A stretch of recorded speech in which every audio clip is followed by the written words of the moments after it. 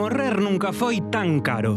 A suba de prezos a que estamos xa cada vez máis habituados non respecta nin os pasamentos.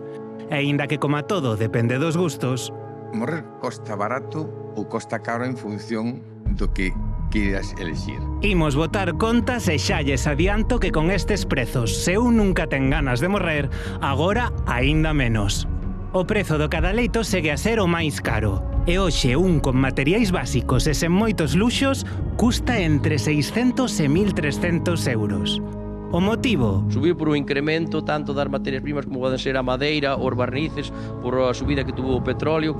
Pero é que a incineración tamén sae por un pico. Só proceso uns 700 euros de media. Da incineración básica solo son aproximadamente 700, máis a suma do cada leito podemos estar falando de 2.600, 2.800, máis os impostos, por suposto.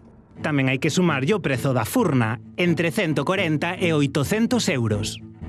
O prezo das flores rolda entre os 250 e os 400 euros. Pero é que ata o detalle máis mínimo non escapa a esta suba.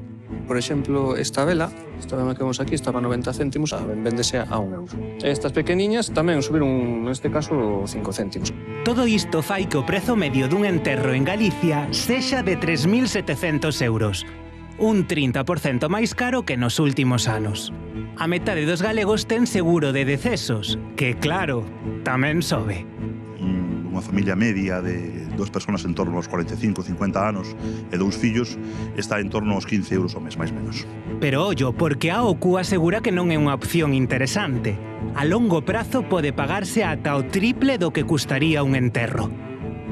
Se tiraron de calculadora, xa se decatarían que, sen dúbida, estamos ante uns prezos de morte.